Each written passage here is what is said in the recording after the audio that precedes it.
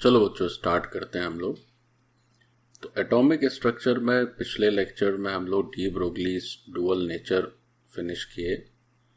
आज हम करने वाले हैं हाइजेंसबर्ग uncertainty principal.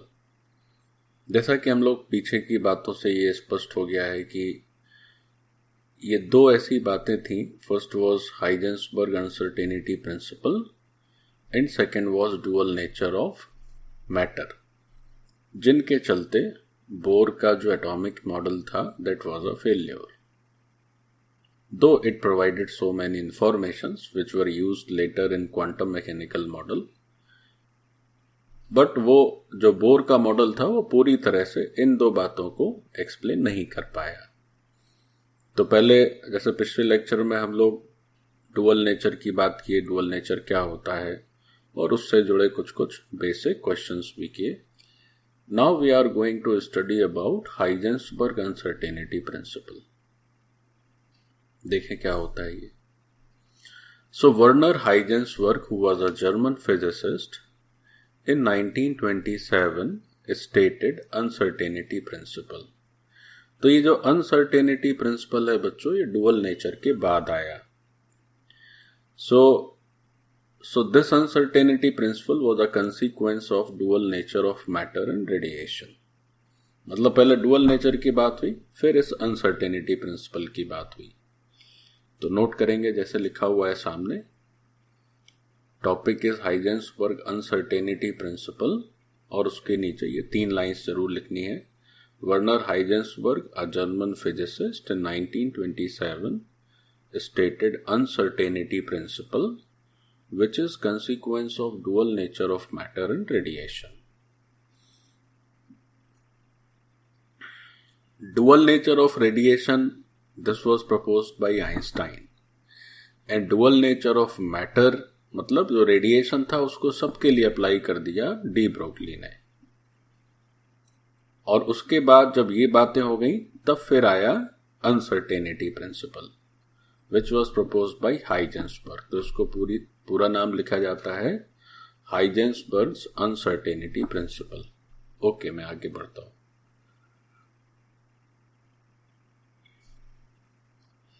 So what is uncertainty principle? So put the heading statement of uncertainty principle in your notebook. Uncertainty principle का मतलब है, पहले मैं थोड़ा समझा देता हूं फिर आप इसको लिखेंगे। जैसे हम अगर इलेक्ट्रॉन के संदर्भ में बात करें, वैसे अनसर्टेनिटी प्रिंसिपल भी हर मैटर के लिए वैलिड है, जैसे कि डुअल नेचर। बट अगेन यहां भी वही बात है कि जो थोड़े माइक्रोस्कोपिक ऑब्जेक्ट्स हैं उनका अनसर्टेनिटी उतना प्रोमिनेंट नहीं रहता है जितना कि छोटे छोटे सब एटॉमिक और एटॉमिक पार्टिकल्स का। तो जैसे किसी इलेक्ट्रॉन की हमसे कहा जाए भैया इसकी लोकेशन बताइए, या ऐसे पूछा जाए चलो बताओ एक्स एक्सिस, जैसे किसी भी पॉइंट का लोकेशन बताते हैं तो हम कोऑर्डिनेट सिस्टम में बताते हैं एक्स वाई जेड। तो अगर किसी पॉइंट का लोकेशन बताया जाए तो उसके 3 कोऑर्डिनेट्स हो जाएंगे स्पेस में, एक्स वाई और Z. So this is the exact location of that particular point. और अगर इलेक्ट्रॉन की बात करें तो उसकी भी लोकेशन के लिए यही 3 हमें कोऑर्डिनेट्स बताने होंगे। तो मान लीजिए कहा कि चलो ठीक है 2 कोऑर्डिनेट छोड़ो, आप केवल एक्स एक्सिस के अलोंग ये बताइए कि ये इसका एक्स कोऑर्डिनेट क्या है। तो आपने कुछ उसका इलेक्ट्रॉन का एक्स कोऑर्डिनेट बताया। अब इलेक्ट्रॉन इतना छोटा है और उसका इतना तेज मूवमेंट है कि आप कभी भी एक्स कोऑर्डिनेट की एग्जैक्ट वैल्यू नहीं बता पाएंगे। There will be some error in your calculation और इन योर आंसर। तो वही एरर है डेल्टा एक्स। वही एरर क्या है? Delta x. यानी कि दिस इज द एरर, और you can say uncertainty in the position along X direction. लिखना नहीं है, बस समझ लीजिए पहले। अच्छा, फिर अब ये तो बात हो गई किसकी? ये बात हो गई पोजीशन में एरर की। एरर को ही अनसर्टेनिटी कहा गया। देखो लिखा हुआ ना, अनसर्टेनिटी कहें या एरर कहें। So that is the delta x. अब आता है इसका मोमेंटम। तो मोमेंटम क्या हो जाता है, m इंटू वी। अब इलेक्ट्रॉन के मास में तो कोई एरर नहीं है, आप जानते ही हैं, मास तो फिक्स हो गया। लेकिन इसकी जब स्पीड आप कैलकुलेट करेंगे तो वो भी कभी आप एग्जैक्ट नहीं बता पाएंगे कि इस मोमेंट पर इतनी स्पीड है। उस स्पीड में भी definitely you will have some error, और यू कैन से अनसर्टेनिटी। तो अब चूंकि हम लोग स्पीड भी 3 डायरेक्शंस में हो सकती है, एक्स में भी कुछ कंपोनेंट हो सकता है, कंपोनेंट वाई में हो सकता है, कंपोनेंट जेड में हो सकता है। तो जैसे पोजीशन में एरर हमने एक्स डायरेक्शन में देखा, तो स्पीड में भी एरर हम एक्स डायरेक्शन का ले लेते हैं। तो एम डेल्टा वी एक्स, तो ये क्या हो गया, delta P x. Means this is the total uncertainty in momentum in X direction. ठीक, ये होता है पी, तो ये हो गया तुम्हारा delta P x.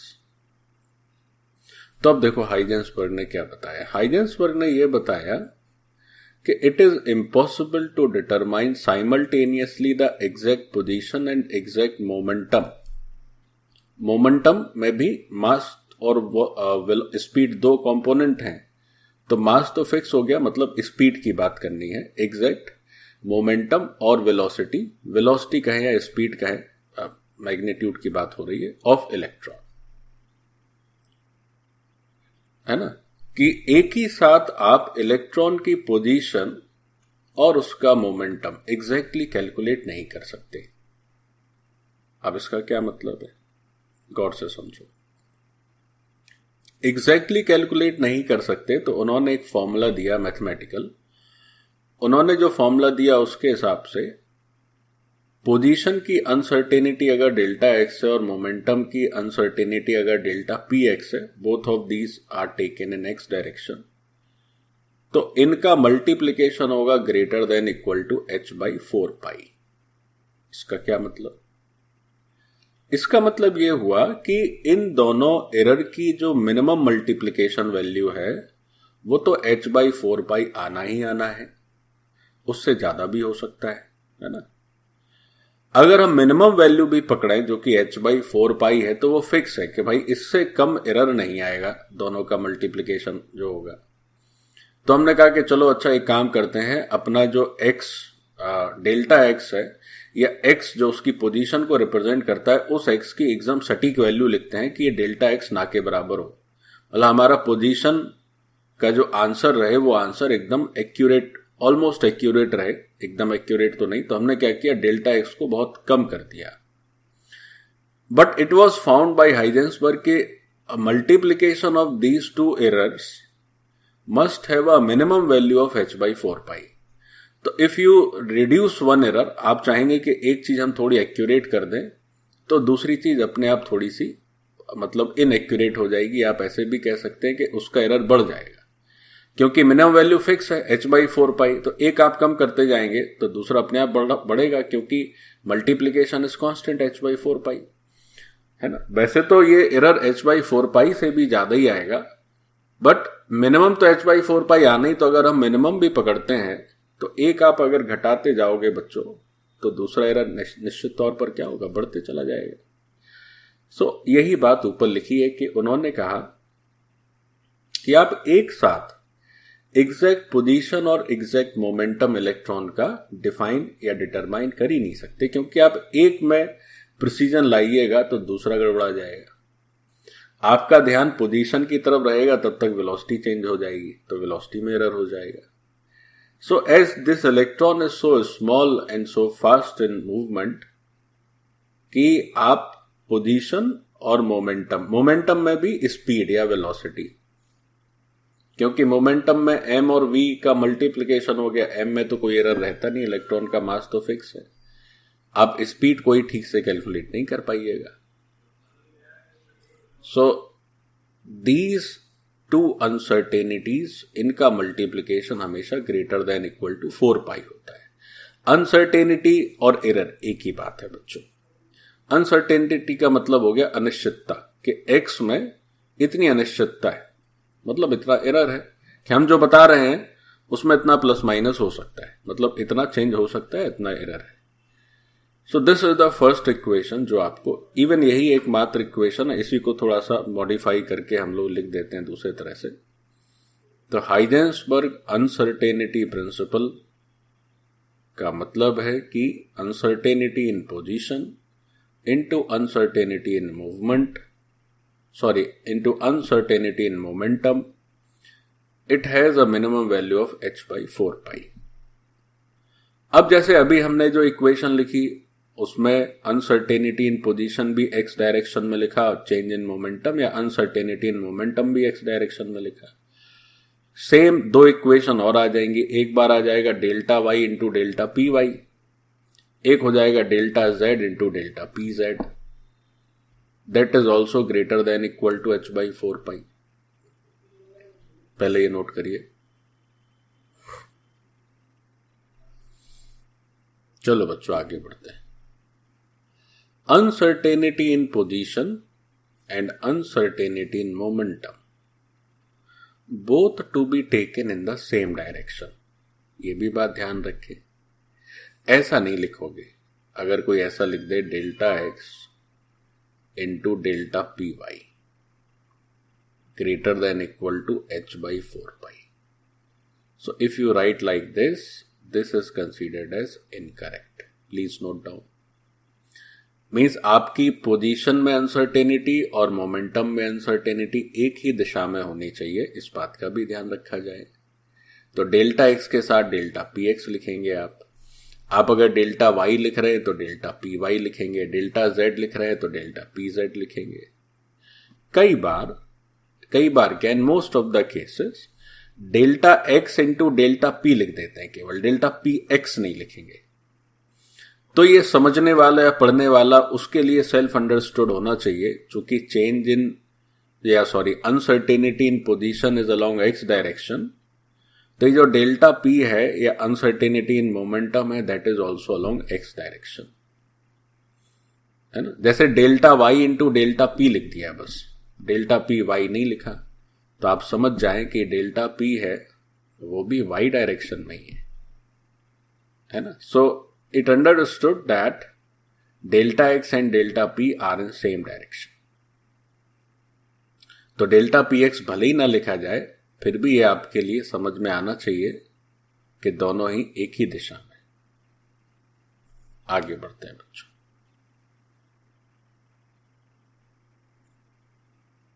Complete.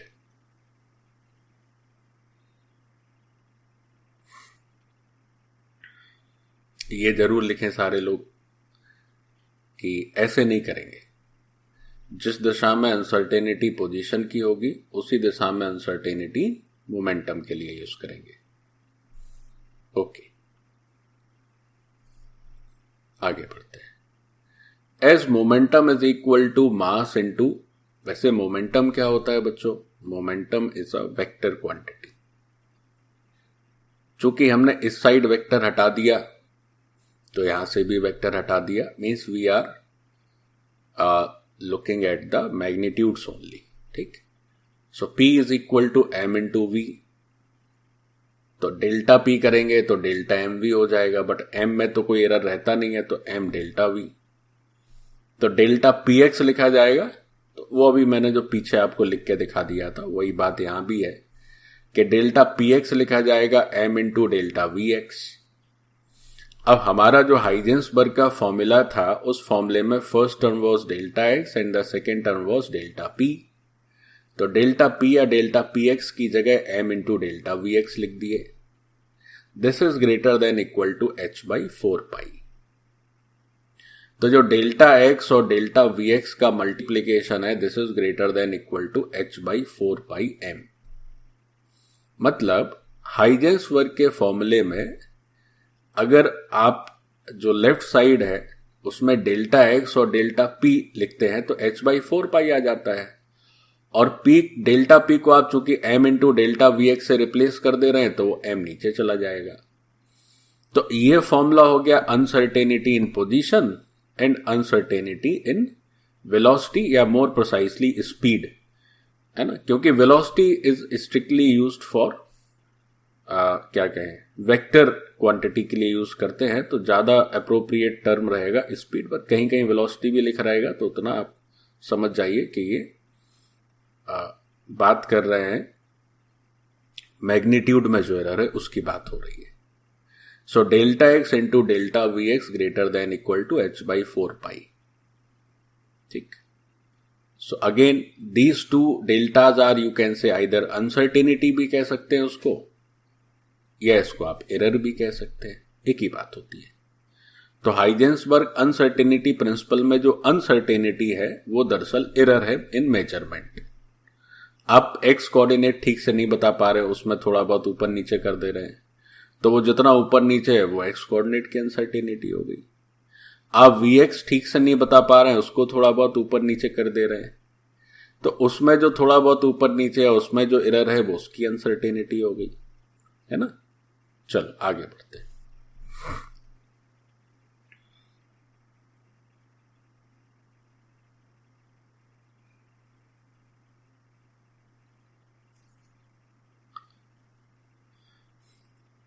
let us get this principle in a simpler manner। देखो इसको और थोड़ा आसानी से समझाया जाए, जो मैं आपको पहले ही समझा चुका हूं, बट उसको एक फिर से लिखने के हिसाब से देख लिया जाए। If location and momentum of an electron are to be found, इसकी जगह आर कर दीजिए, are to be found, then some error is observe in both values. अगर आप लोकेशन और मोमेंटम एक इलेक्ट्रॉन का चेक करते हैं या बताना चाहते हैं, तो जो भी आपका मेथड ऑफ आंसर हो, किसी भी तरह से आप लोकेशन कैलकुलेट करें उसकी, या किसी भी तरह से उसका मोमेंटम बताने का प्रयास करेंगे, तो आपके आंसर में सदैव कुछ ना कुछ एरर रह जाएगा, कुछ ना कुछ गलती रह जाएगी। तो वही एरर है डेल्टा एक्स और डेल्टा पी एक्स। तो इन दो एरर्स के मल्टीप्लिकेशन की जो मिनिमम वैल्यू है वो h बाई 4 पाई है। ये बात मैंने आपको पहले भी समझाई, अब लिख भी लीजिए इस चीज को। तो अगर इन दोनों एरर का मिनिमम मल्टीप्लिकेशन h बाई 4 पाई है, ये तो फिक्स हो गया, कांस्टेंट हो गया। तो अगर आप डेल्टा एक्स को मिनिमाइज करेंगे, या इसी को दूसरे शब्दों में कहें कि आप लोकेशन के एरर को कम करने का प्रयास करेंगे, तो मोमेंटम का एरर बढ़ जाएगा, क्योंकि दोनों एरर का मल्टीप्लिकेशन तो कांस्टेंट है। तो अगर आप एक न्यूमेरिकल वैल्यू घटाओगे तो दूसरी वैल्यू अपने आप बढ़ेगी, चूंकि मल्टीप्लिकेशन चेंज नहीं होना चाहिए। और ठीक वैसे ही अगर आप मोमेंटम को एरर को मिनिमाइज करेंगे, तो जो लोकेशन का एरर है दैट विल इंक्रीज। सो ये बात बताई कि आप दोनों को एरर फ्री नहीं कर सकते हैं। If you try to make one error as negligible, second error will be very high. तो दोनों को साइमल्टेनियसली प्रिसीजन के साथ मेजर नहीं किया जा सकता है, लोकेशन और मोमेंटम या लोकेशन और speed. This was told by Heisenberg और this is the principle of uncertainty. Okay, note करेंगे प्यारे बच्चों, नोट करेंगे एक एक लाइन, कोई छोड़नी नहीं है बात। जैसे जैसे लिखा है वैसे वैसे आपको लिखना है। एक बार आप अपनी नोटबुक पढ़ लें तो आपको कुछ और दूसरा रिसोर्स देखने की जरूरत ना हो। Your notebook must be so much strong, और आप उसी को यूज करके सारे क्वेश्चन सॉल्व कर सकें, ये बात ध्यान देने की है। चलो आगे बढ़ते हैं। If we are fixing one error और uncertainty, other is increasing automatically. Both uncertainty or both errors delta x and delta px cannot be minimized simultaneously.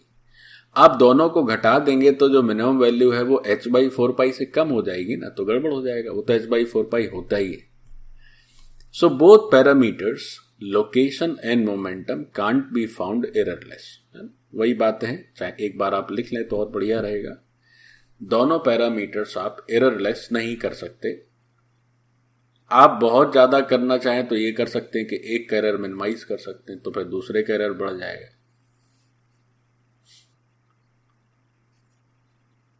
अब आता है अनसर्टेनिटी प्रिंसिपल का सिग्निफिकेंस क्या है। ये तो हम पढ़ लिए कि अनसर्टेनिटी प्रिंसिपल होता क्या है। अब उसका महत्व क्या है, what is the significance. It ruled out existence of definite paths और trajectory of electrons and other similar particles. देखो बहुत इंपॉर्टेंट है बच्चों ये बात, क्या है। जैसा कि हमें बोर ने बताया कि इलेक्ट्रॉन क्या होते हैं, स्टेशनरी जो एनर्जी स्टेट्स होते हैं या जो स्टेशनरी ऑर्बिट्स होते हैं उसमें चक्कर लगाते हैं। और उन्होंने जो फॉर्मूला दिया, आपको याद होगा, बोर ने हमें Vn का फॉर्मूला दिया, मतलब यानी कि अगर आपका इलेक्ट्रॉन nth स्टेशनरी स्टेट में है तो वहां पर उसकी स्पीड क्या होगी, तो स्पीड की एक फिक्स वैल्यू आती है। और Rn का भी बोर ने फॉर्मूला दिया, मतलब उस स्टेशनरी स्टेट का रेडियस भी फिक्स्ड होता है। तो उन्होंने ट्रेजेक्ट्री भी फिक्स कर दी और उसमें स्पीड भी फिक्स कर दी। ट्रेजेक्ट्री का मतलब पाथ, मतलब बोर ने क्या किया कि स्पीड और पाथ दोनों ही प्रिसीजन के साथ बता दिए कि भैया इलेक्ट्रॉन इस गति से इस रास्ते पे चल रहा है। लेकिन जब अनसर्टेनिटी प्रिंसिपल आया तो उन्होंने बताया नहीं भाई ये तो पॉसिबल ही नहीं है। अब वो किस पाथ से जा रहा है और किस रास्ते पे चल रहा है, सॉरी किस स्पीड से चल रहा है, दोनों एक साथ बता ही नहीं सकते। पाथ का मतलब हो गया लोकेशन, जैसे वो जिस रास्ते पे चले आप हर पॉइंट पर उसकी सही लोकेशन बता दीजिए और सारी लोकेशन को ज्वाइन कर दीजिए तो उसका पाथ बन गया। पाथ क्या है, path is just continued location. तो आप पाथ सही बता रहे हैं यानी आप उसकी लोकेशन सही ट्रैक कर रहे हैं और आप स्पीड भी सही बता रहे हैं, तो ये कैसे हो जाएगा साइमल्टेनियसली। तो अनसर्टेनिटी प्रिंसिपल के बाद ये बात तय हो गई कि डेफिनेट पाथ या ट्रेजेक्ट्री, पाथ को ही मैथमेटिकली ट्रेजेक्ट्री बोला जाता है। तो अनसर्टेनिटी प्रिंसिपल से ये बात एकदम तय हो गई कि डेफिनेट पाथ या ट्रेजेक्ट्रीज आप बता ही नहीं सकते इलेक्ट्रॉन्स की। So the trajectory of an object is determined by its location and velocity at various moments. Both location and velocity cannot be found exactly simultaneously. आप बता ही नहीं पाएंगे तो फिर आप उसका जो एग्जैक्ट ट्रेजेक्ट्री है वो कैसे डिफाइन कर पाएंगे। सो ये सिग्निफिकेंस है कि बोर ने जो बात बताई कि इलेक्ट्रॉन एक फिक्स्ड पाथ पे मूव करता है और फिक्स्ड स्पीड से मूव करता है, या ऐसे कह लें कि इलेक्ट्रॉन की एक फिक्स ट्रेजेक्ट्री होती है, तो वो ट्रेजेक्ट्री वाला सिस्टम हाइजेंसबर्ग ने उसको कैंसिल कर दिया, गड़बड़ हो गया। नोट कर लीजिए ये बात भी।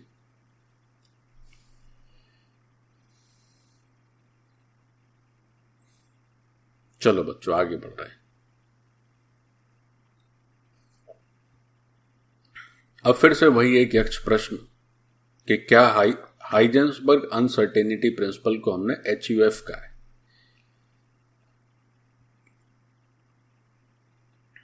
तो अभी तक बात इलेक्ट्रॉन की हो रही थी, तो is HUF applicable for all size particles?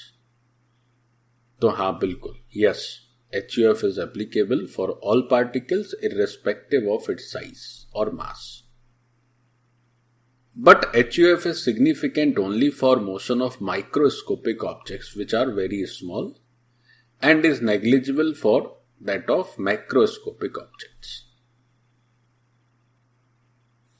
मतलब जो हाइजेंसबर्ग का अनसर्टेनिटी प्रिंसिपल है वो माइक्रोस्कोपिक ऑब्जेक्ट्स के मोशन के लिए सिग्निफिकेंट है, जैसे इलेक्ट्रॉन हो गया, प्रोटॉन हो गया, उससे भी छोटे पार्टिकल्स हो गए, या उसके लमसम एटम्स की, चलो एटम के लिए भी मान लेते हैं हाइजेंसबर्ग अनसर्टेनिटी प्रिंसिपल, जो छोटे माइक्रोस्कोपिक ऑब्जेक्ट्स हैं उनके लिए ये सिग्निफिकेंट है। बट बड़े ऑब्जेक्ट्स के मोशन के लिए ये उतना सिग्निफिकेंट नहीं है या ये नेग्लिजिबल है, ठीक वैसे ही जैसे कि डुअल नेचर की बात होती है। अच्छा, एक बहुत इंपॉर्टेंट बात, अनसर्टेनिटी प्रिंसिपल जो है हाइजेंसबर्ग का, वो हमेशा तब काम आएगा जब कोई पार्टिकल या ऑब्जेक्ट मोशन में हो। अगर मोशन नहीं है, रेस्ट में है, तो इस अनसर्टेनिटी प्रिंसिपल का वहां पर एप्लीकेशन नहीं है। रीजन ये हो जाएगा, अनसर्टेनिटी प्रिंसिपल के लिए डेल्टा पी और डेल्टा एक्स दोनों ही नॉन जीरो रहने चाहिए। डेल्टा पी यानी कि error in momentum, this is error in location, both must be non zero. अब कोई पार्टिकल या ऑब्जेक्ट रेस्ट में है, कहीं चल ही नहीं रहा है, तो उसकी ना तो कोई स्पीड होगी और लोकेशन भी जहां था वहीं पड़ा हुआ है, तो उसमें तो अनसर्टेनिटी का सवाल ही नहीं है। तो डेल्टा एक्स उस परिस्थिति में जीरो आ जाएगा और डेल्टा पी एक्स भी जीरो आ जाएगा, या डेल्टा पी भी जीरो आ जाएगा। तो इस बात का भी एकदम ध्यान रखा जाए कि जो अनसर्टेनिटी प्रिंसिपल है, that is valid only when there is motion of the object और मोशन ऑफ द पार्टिकल। और ये सभी साइज के पार्टिकल्स के लिए वैलिड है। जो बड़े ऑब्जेक्ट्स होते हैं उनमें थोड़ा सा नेग्लिजिबल हो जाता है, और जो छोटे ऑब्जेक्ट्स होते हैं उनमें ये रेलेवेंट रहता है, ठीक डुअल नेचर की तरह। नोट करें प्यारे बच्चों।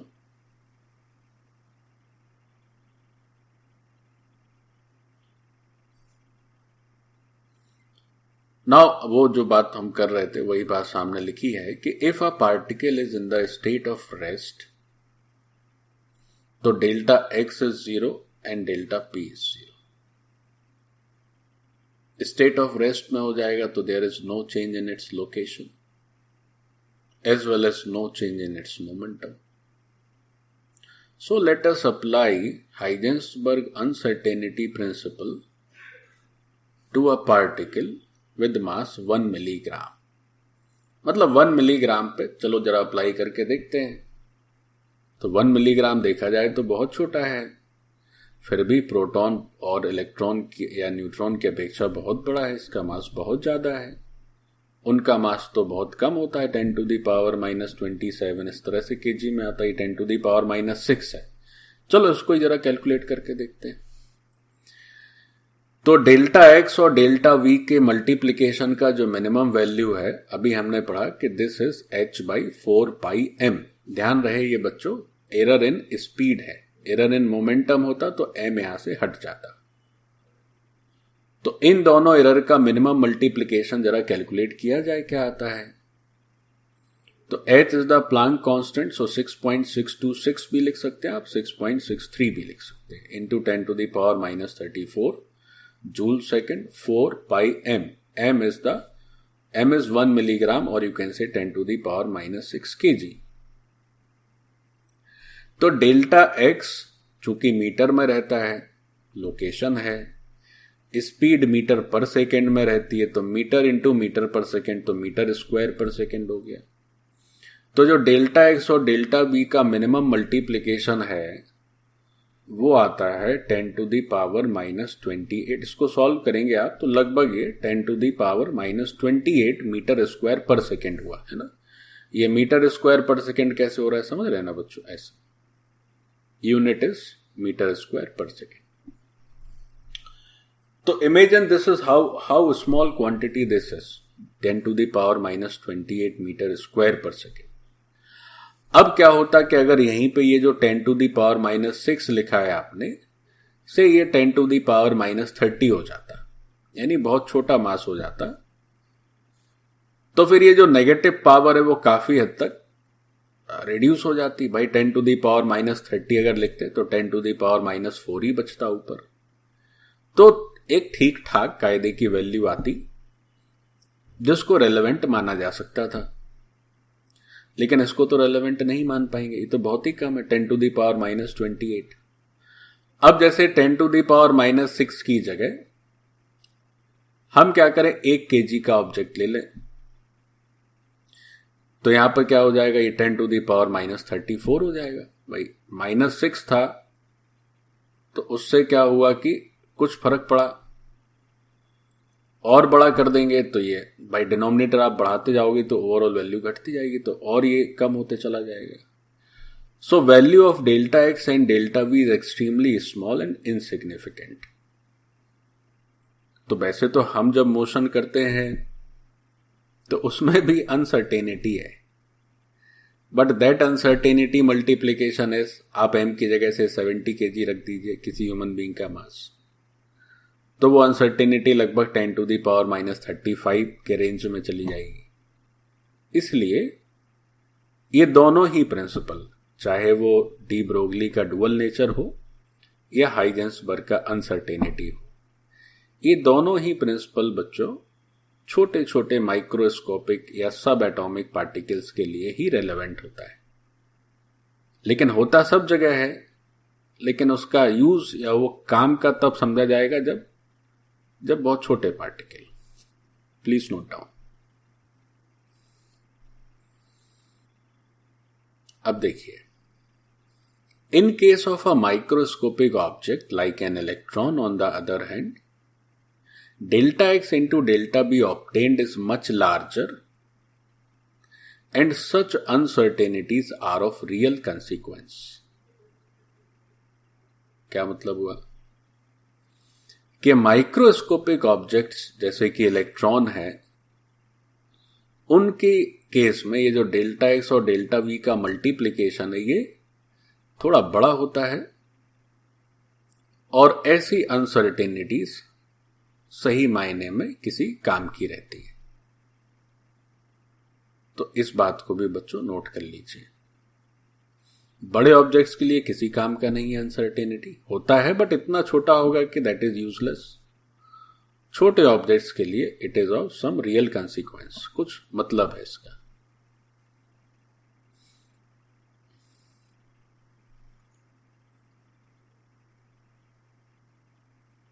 मैंने यहां देखो कंसीडर लिख दिया है, कंसीडर लिखना चाहिए था. Okay, anyways. So let's consider uncertainty for an electron. चूंकि इलेक्ट्रॉन की बात चल रही है तो उस सिचुएशन में अनसर्टेनिटी हम लोग याद रखें तो और अच्छा है. अच्छा, एक बात और समझिए.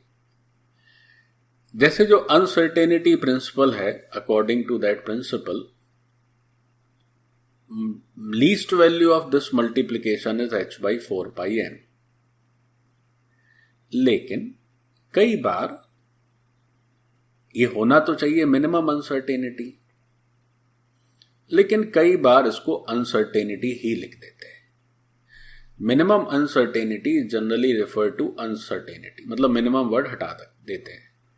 वैसे होना क्या चाहिए, होना तो ये चाहिए कि डेल्टा एक्स और डेल्टा वी का जो मल्टीप्लीकेशन है उसकी ये तो मिनिमम वैल्यू से बड़ी वैल्यू भी आएगी, लेकिन हम लिमिटिंग कंडीशन को ही मानकर क्वेश्चन सॉल्व करते हैं. मतलब डेल्टा एक्स और डेल्टा वी का मल्टीप्लीकेशन होगा तो उसको डायरेक्टली h/4πm लिख देंगे, और ऐसे ही अगर कहीं डेल्टा एक्स और डेल्टा पी एक्स का मल्टीप्लीकेशन होगा तो उसको इज इक्वल टू h/4π लिख देते हैं. मतलब ये तो मिनिमम अनसर्टेनिटी आएगी, इससे बड़ी भी आ सकती, तो मिनिमम वैल्यू को ही रेफरेंस अज्यूम करके अपने क्वेश्चंस का सॉल्यूशन करते हैं. जरा समझें. अब इलेक्ट्रॉन का मास फिक्स होता है, हम सभी जानते हैं कि ये 9.1 इंटू 10⁻⁻31 kg है. तो इफ यू सॉल्व, h की वैल्यू रखिए 4 pi is 3.14, 9.1 10⁻⁻31 kg. Now if you solve this you will get almost 10⁻⁻4 metre square per second. ये तो मीटर है, ये मीटर पर सेकेंड है, तो नेचुरली ये मीटर स्क्वायर पर सेकेंड हो गया. Now this numerical value you must remember. Electron के लिए लोकेशन और स्पीड की अनसर्टेनिटी का मिनिमम मल्टीप्लीकेशन 10⁻⁻4 आएगा, और ये बहुत आसान सी वैल्यू आपको याद भी रह जाएगी, 10⁻⁻4. ठीक, अच्छा, नोट कर लीजिए बच्चों इस बात को. ध्यान रहे कि my request again, please note down every line which you are watching on the screen. उसमें जो है कहीं भी थोड़ा बहुत इधर उधर कृपया ना करें। ये ना सोचें अरे ये तो हम जानते हैं, ये तो हमें आता ही, तो बहुत आसान है, क्या लिखने की आवश्यकता है। धोखा हो जाएगा बच्चों। जहां तुम चूक जाओगे, जहां लापरवाही हो जाएगी, वहीं से धोखा हो जाएगा। इसलिए धोखे से बचें। जो भी बातें बताई जा रही हैं या जो भी बातें लिखी हुई हैं वो भी लिखें। कई बार ऐसा होता है, मान लीजिए मैंने कुछ बोला और शायद वो स्क्रीन पे ना लिखा हो, तो उसको भी लिख लेना है। आप ये आपको तय करना है कि क्या सभी लिखी हुई बातों के अलावा भी सर ने कोई काम की बात कही है, तो उसको नोट कर लीजिए। Okay.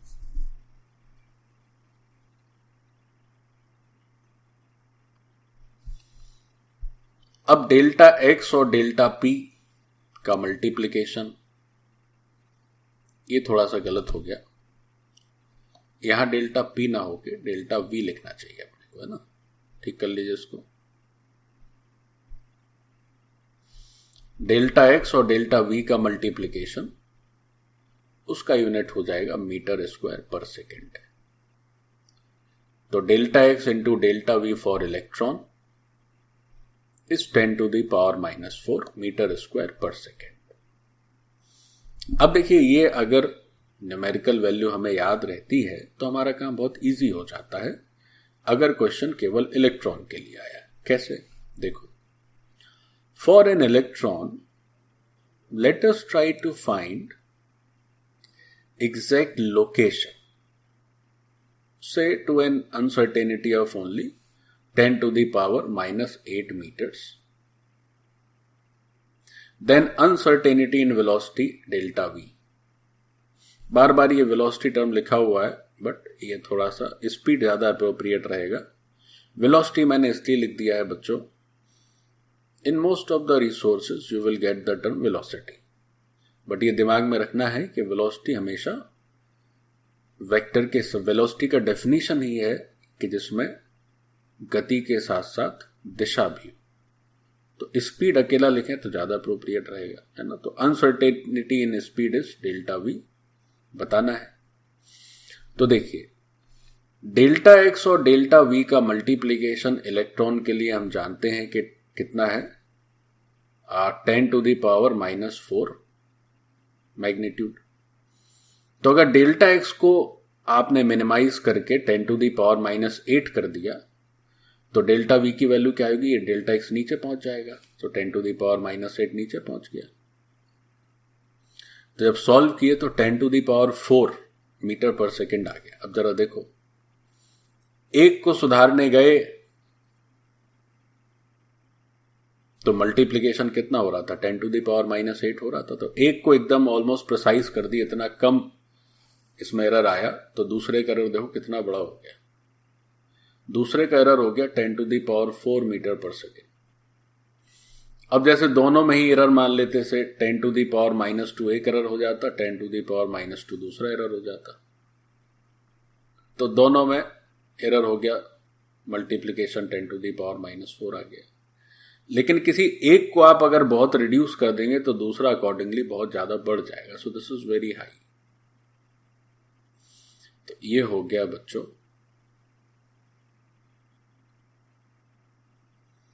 Multiplication of error in location as well as speed. Done? Please note down. और इलेक्ट्रॉन के लिए इसकी इस मल्टीप्लिकेशन की वैल्यू 10⁻⁻4 है, इस बात को ध्यान रखना है। In this example, delta V for electron is so high that the classical picture of electrons moving in Bohr's orbit cannot hold true. है ना। अब देखिए भाई, अगर बोर के हिसाब से सोचा जाए तो ना ही लोकेशन में कोई एरर होना चाहिए, ना ही स्पीड में होना चाहिए एरर। अब एक एरर चलो हमने किसी तरह रिड्यूस करके 10⁻⁻8 किया, तो दूसरा एरर कितना एग्जैगरेट हो गया। तो वो जो एक सुहावनी पिक्चर है, इलेक्ट्रॉन चक्कर काटता हुआ एक सर्कुलर पाथ में सर्कुलर पाथ भी एकदम सर्किल है, बढ़िया, उसकी रेडियस फिक्स है, उसमें इलेक्ट्रॉन की स्पीड भी फिक्स है, यानी हर पॉइंट का लोकेशन और स्पीड दोनों फिक्स है, तो वो जो सुहावना सा सफर इलेक्ट्रॉन का, वो आपको झूठा मालूम प्रतीत होगा। आप समझ पाएंगे कि ये पिक्चर जो है केवल दिखावा है, असलियत से कहीं दूर है, ऐसा एकदम नहीं है। ठीक, चलो अब बात आती है कि जो अनसर्टेनिटी प्रिंसिपल, इसका कंक्लूजन। तो precise statements of position and momentum of electrons have to be replaced by the statements of probability. हम एग्जैक्टली प्रिसीजन के साथ नहीं बता सकते, हमें प्रोबेबिलिटीज की शरण लेनी होगी, that the electron has at a given position and momentum. अब हम जब भी पोजीशन और मोमेंटम के साथ बताएंगे तो वो एकदम एक्यूरेट तो नहीं बता सकते, तो बता सकते हैं कि भाई अच्छा ठीक है, इस पोजीशन की इतनी प्रोबेबिलिटी है, मोमेंटम की इतनी प्रोबेबिलिटी है। तो जब भी एक्यूरेसी की बात ना हो तो फिर शरण लेनी पड़ती है प्रोबेबिलिटी की। और ये जो प्रोबेबिलिटी वाली बात है, यही बात एग्जैक्टली बताई गई हमारे क्वांटम मैकेनिकल मॉडल में। So it happens exactly in quantum mechanical model of atom. वहां कोई भी बात एग्जैक्टली डिफाइन ना करके in terms of probability define करी गई। वहां प्रोबेबिलिटी फंक्शंस होते हैं जो हमें बताते हैं कि भाई इसका लोकेशन इतना हो, इस बात की इतनी प्रोबेबिलिटी है, मोमेंटम की इतनी प्रोबेबिलिटी है। तो वो बातें थोड़ी सी ज्यादा सही मालूम होती हैं। Again that is the study which we are studying.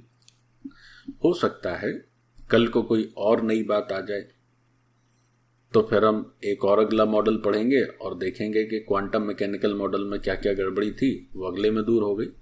लेकिन आज की तारीख में हमें अपने सिलेबस में इतना ही पढ़ना है, क्वांटम मैकेनिकल मॉडल तक, दैट्स इट। तो ये जो प्रिसीजन वाले स्टेटमेंट्स हैं जो बोर के कालखंड तक रहे, वो स्टेटमेंट्स प्रोबेबिलिटी वाले स्टेटमेंट्स में कन्वर्ट हो गए जब हमने क्वांटम मैकेनिकल मॉडल की पढ़ाई करेंगे, है ना। ठीक, प्लीज नोट डाउन। चलो बच्चों, अब ये जो हमने अनसर्टेनिटी प्रिंसिपल देखा, इस पर बेस्ड दो चार छोटे छोटे एग्जाम्पल्स कर लिए जाएं, तो उससे क्या होगा कि जो अभी बातें पढ़ी उनको क्वेश्चंस में कैसे अप्लाई करना है, ये सीखना हमेशा की तरह बहुत जरूरी है। क्योंकि किसी भी अच्छे एग्जाम में you will always find some numerical questions.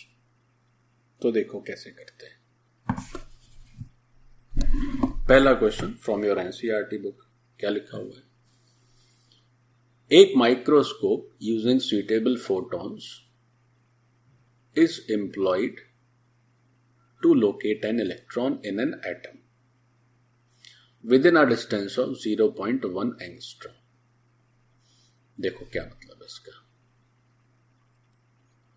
एक माइक्रोस्कोप है, उसका प्रयोग किया जा रहा है एक एटम के अंदर इलेक्ट्रॉन को लोकेट करने में with in a distance of 0.1 angstrom. का अर्थ यह हुआ कि जो डेल्टा एक्स है, मतलब दिस इज द प्रिसीजन, और यू कैन से this is the maximum error.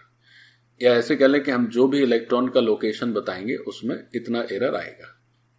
ठीक, what is the uncertainty involved in the measurement of velocity या स्पीड? तो वेरी इजी, कैसे?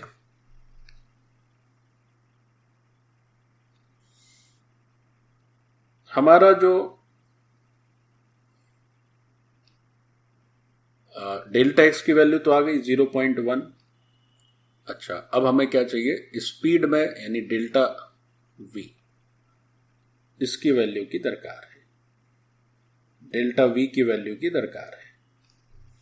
तो अब समझें, डेल्टा एक्स और डेल्टा वी, इसका मल्टीप्लिकेशन क्या पढ़े थे अभी? 10⁻⁻⁴। ठीक, तो डेल्टा वी कितना हो जाएगा भाई?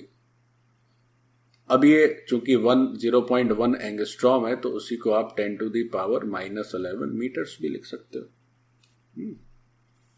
तो डेल्टा वी क्या लिखोगे?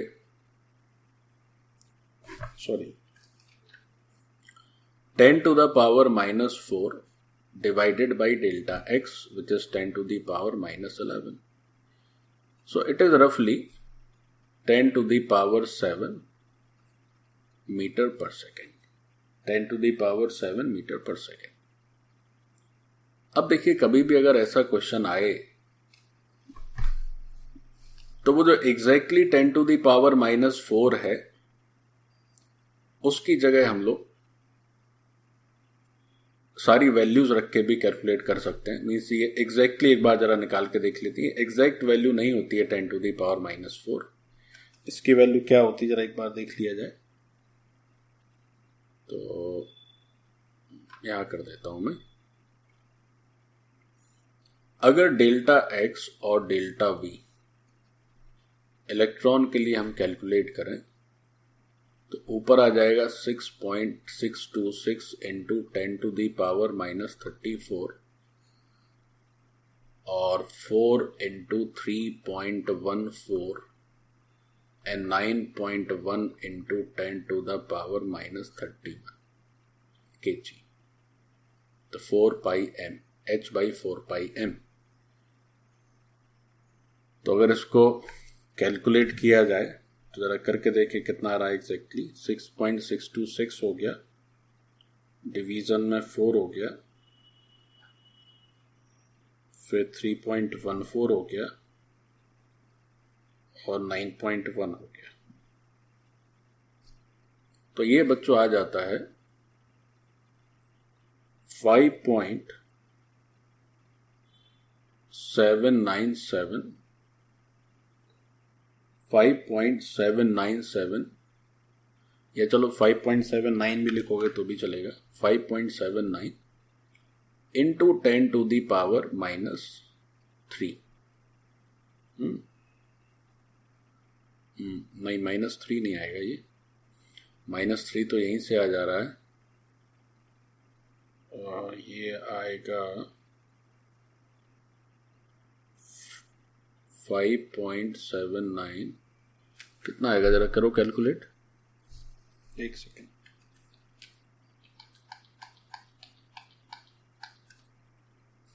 ये आ जा रहा है बच्चों 0.0579 into 10 to the power -3। Okay, तो 0.579 कर देंगे तो ये हो जाएगा 5.79 इंटू 10 टू द पावर -5। ये प्रिसाइज वैल्यू आएगी। तो हम लोग एक काम ये कर सकते हैं कि वो जो 10 टू दी पावर -4 ऑलमोस्ट लिखा था तो वह ये मान के चला गया। अब देखिए, चूंकि एरर है तो इसको भी 10 मान लिया गया।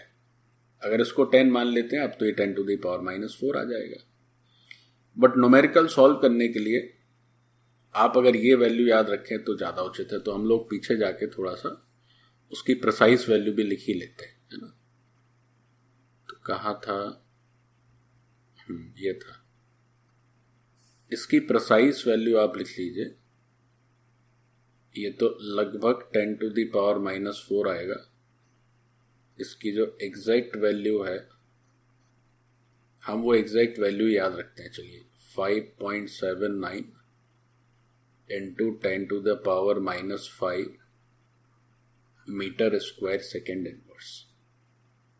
ठीक, ये लगभग 10 टू द पावर -4 कई जगह आपको लिखा मिलेगा, तो वो लगभग है। और अगर एग्जैक्ट है तो 5 लगभग 6 इंटू 10 टू दी पावर -5 भी कह सकते हैं। 6 को 10 मान के वो 10 टू दी पावर -4 लिख दिया जाता है।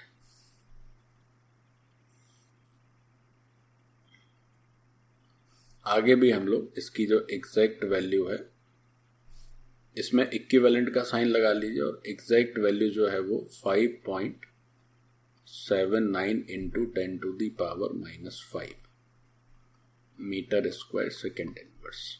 ठीक, यहां जो लिखा है लिखा रहने दीजिए, क्योंकि वो बस कोई न्यूमेरिकल क्वेश्चन नहीं है, ये बताने के लिए है कि अगर एक चीज को आप बड़ा करेंगे, एक चीज को छोटा करेंगे तो दूसरा बहुत ज्यादा बढ़ जाएगा। तो इलेक्ट्रॉन के लिए जो अनसर्टेनिटी इन पोजीशन और अनसर्टेनिटी इन लोकेशन, स्पीड का जो मल्टीप्लिकेशन है, दैट इज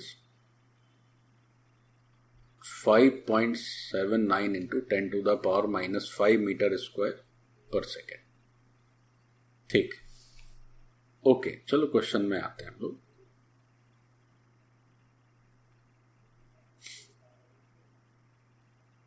तो हम लोग ये जो 10⁻⁻4 है इसको यूज नहीं करते, है ना। इसको यूज करने से अपना आंसर एग्जैक्ट नहीं आ पाएगा। तो हम लोग क्या करते हैं, अब इसकी वैल्यू लिखते हैं भाई कितनी, 5.79 इंटू 10⁻⁻5। अब बस डेल्टा वी की दरकार है, तो डेल्टा एक्स से डिवाइड कर दीजिए। 5.79 इंटू 10⁻⁻5 डिवीजन में डेल्टा एक्स विच इज 10⁻⁻11। तो यहां से वैल्यू कितनी हो गई, 5.79 into 10⁻⁻6 metre per second, +6 metre per second.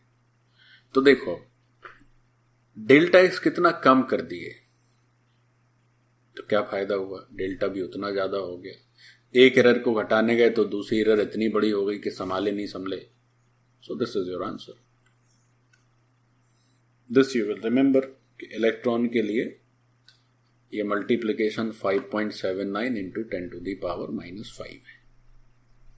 Please note down, जल्दी करो सारे बच्चे। अब देखो ये क्वेश्चन कितना आसान, लेकिन जो जानते ही नहीं है कि क्या फॉर्मूला है, क्या अनसर्टेनिटी प्रिंसिपल है, तो उसके लिए उतना ही कठिन है ना। तो जिसको याद रहे उसी के लिए ना आसान होती है चीजें। तो आप याद रखेंगे, आपके लिए इजी रहेगा।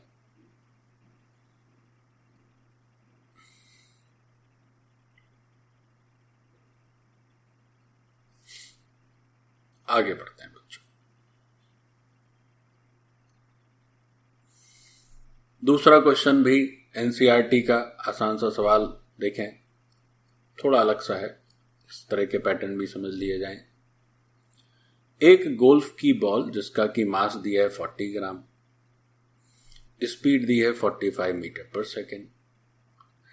If the speed can be measured with an accuracy of 2%, calculate the uncertainty in position. अब कभी कभी अनसर्टेनिटी भी लिख सकते हैं, कभी कभी एरर भी लिख सकते हैं। तो देखो क्या मतलब है, इसका स्पीड जो है that is actually 45 metre per second.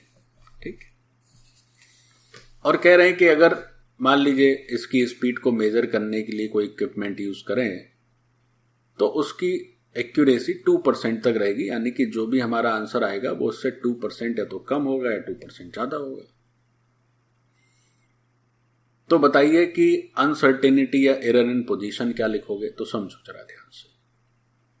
सबसे पहले तो डेल्टा वी देखो। So what is delta v? Delta v is 2% of 45 metre per second, यही हुआ। तो डेल्टा वी की वैल्यू कितनी हो गई, 45 into 2/100। So how much is the answer, it is 0.9 metre per second delta v. अच्छा, अब तो बहुत इजी है, delta x into delta v क्या पढ़े हो, h/4πm। तो अपने को अनसर्टेनिटी इन पोजीशन की रिक्वायरमेंट है, सो डेल्टा एक्स क्या लिखा जाएगा, ये हो जाएगा h/4πm और डेल्टा वी, बस हो गया। Now you just put the values. So delta x is how much, 6.626 into 10⁻⁻34, 4 into 3.14, m कितना है भाई 40 ग्राम, तो 40 into 10⁻³ kg, and how much is delta V? It is 0.9 meter per second. Now you solve करेंगे तो जो answer आएगा वो लगभग 1.46 इंटू 10⁻³ ऐसा कुछ आना चाहिए। एक बार चेक कर लेते हैं, है ना, एक बार बच्चों जरा चेक कर लेते हैं कितना आएगा। तो यहाँ है 6.626, उसको डिवाइड किए 4 से, फिर 3.14 भी है, फिर है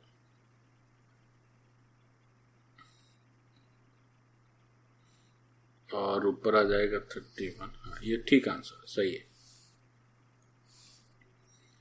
So this is of course in meters, as it is uncertainty in location or position। हो गया आंसर। तो अगर आपको एक एरर दे दिया जाए और दूसरा एरर पूछा जाए तो भी आप इसी फॉर्मूले का यूज करेंगे। ऐसा भी हो सकता था कि एरर डायरेक्टली आपको मोमेंटम में दिया रहता तो और काम बच जाता, एम की भी जरूरत नहीं पड़ती, सीधा h/4π लिख के एक एरर को नीचे शिफ्ट कर दीजिए तो दूसरा एरर आ जाएगा, वो और इजी हो जाता। Now question number 3, the error in position and velocity of moving particle are equal, calculate error in its momentum. देखो जरा क्या है, डेल्टा एक्स और डेल्टा वी दोनों बराबर है। पूछा क्या गया, पूछा गया कि डेल्टा पी क्या होगा। तो कैसे बताइएगा आप, कैसे बताएंगे? देखें बहुत आसान, डेल्टा एक्स और डेल्टा वी, इसका मल्टीप्लिकेशन क्या लिखोगे, h/4πm। चूंकि दोनों इक्वल हैं तो आप चाहे तो दोनों की जगह डेल्टा एक्स लिख दो या दोनों को डेल्टा वी लिख दीजिए, तो दोनों को डेल्टा एक्स लिख दिए। तो डेल्टा एक्स का स्क्वायर h/4πm, तो यहां से डेल्टा एक्स की वैल्यू आई हमारे सामने √h/4πm। ये हो गया डेल्टा एक्स। अब पूछा गया या यही क्या हो गया, यही हो गया डेल्टा वी। अब पूछा गया calculate error in its momentum. Momentum का एरर बताइए भाई क्या होगा। तो मोमेंटम का एरर क्या होता है, m डेल्टा वी, और डेल्टा वी आपके सामने लिखा हुआ है, जस्ट यूज द वैल्यू।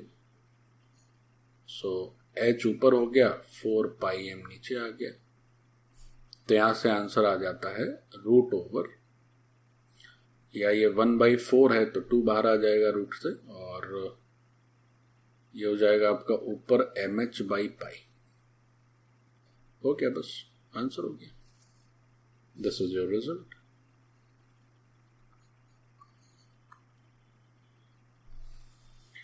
देखो कितना आसान। अब कोई बेचारा अभागा ये फॉर्मूला ही भूल जाए, यहां 4 की जगह 2 लिख दे, तो बड़ा कष्ट हो जाएगा, सब गड़बड़ी हो जाएगी। कोई बेचारा हाइजेंसबर्ग का प्रिंसिपल ही ना जाने तो बड़ा दिक्कत है। ऐसे ऐसे आसान क्वेश्चन भी छूट सकते हैं एग्जाम में, क्योंकि कितने आसान, कितने इजी। चलो बहुत बढ़िया, आगे बढ़ते हैं। If delta x and delta P are equal, calculate delta b. एकदम सेम क्वेश्चन, थोड़ा सा उसको पलट के पूछ दिया है। देखो अब क्या है, गिवन इंफॉर्मेशन है कि जो डेल्टा एक्स है वही डेल्टा पी है, और फिर पूछा है कि डेल्टा वी बताइए साहब क्या होगा। तो देखो डेल्टा एक्स और delta p, this is h/4π, as both are same, तो आप डेल्टा पी का स्क्वायर लिख सकते हैं कि हो जाएगा h/4π। So your delta p is how much? Square root of h by 4 pi. Now delta p is m delta v, और ये हो जा रहा है root over h by 4 pi. तो यहां से डेल्टा v की वैल्यू क्या हो जाएगी? 1 by m root over h by 4 pi. हो गया आंसर, डेल्टा v आ गया। सो विद दिस आर्टिकल अपना जो या इस क्वेश्चन के साथ ही अपना हाइजेंसबर्ग अनसर्टेनिटी प्रिंसिपल समाप्त होता है। सो थैंक यू प्यारे बच्चों। To learn something